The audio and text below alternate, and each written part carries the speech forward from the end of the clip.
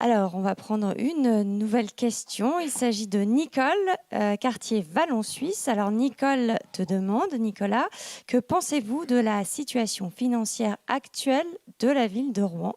On t'écoute.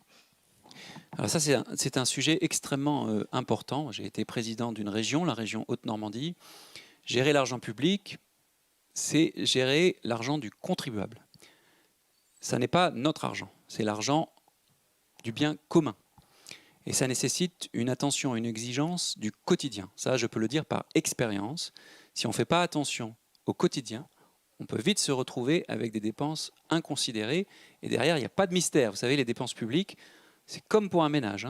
C'est quand vous avez trop de dépenses par rapport à vos recettes, il y a un moment, il y a un problème. Et soit vous devez diminuer les dépenses, ça veut dire moins de services publics. Mais à ce moment-là, il faut dire lesquels. Moins de police, moins d'état civil, moins de culture. Soit vous augmentez les recettes. Et là aussi, il faut appeler un chat, ça s'appelle augmenter les impôts. Moi, je ne serai pas le maire qui augmente les impôts municipaux.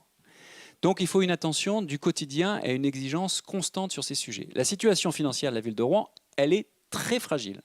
Pour une raison, pour plusieurs raisons, mais notamment une que beaucoup de Rouennaises et de Rouennais connaissent, qui est que tout simplement, nous sommes sortis d'une période de grand endettement et en plus avec des dettes compliquées, ce qu'on a appelé les emprunts toxiques.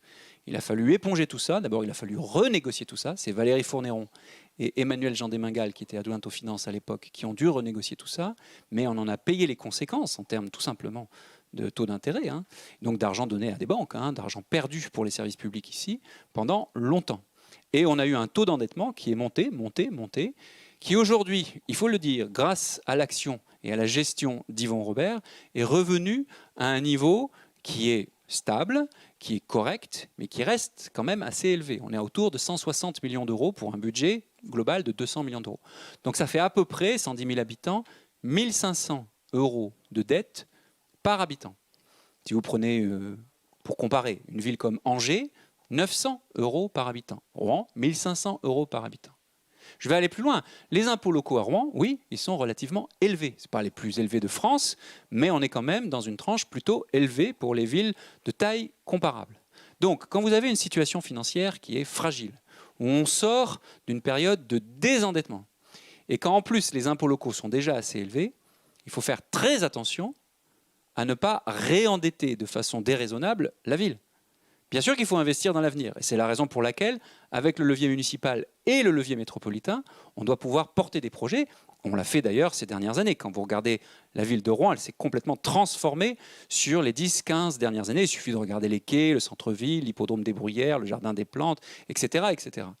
Mais il faut le faire en ayant constamment l'attention à ce que les finances de la ville ne soient pas dégradées. Et moi, je ne souhaite pas réendetter Rouen, parce que je pense que réendetter Rouen, ce serait dangereux. Donc investir pour l'avenir, oui.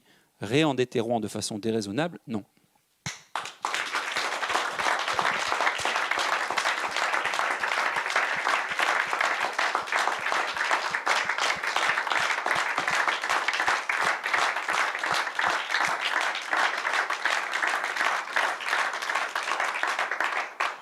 On peut peut-être souligner, Nicolas, que quand tu as été président de région, c'était la région la mieux gérée de France et ça me semble important de le Oui, souligner. après, je dois le dire par honnêteté aussi, c'était d'abord grâce à mon prédécesseur, qui était Alain Leverne.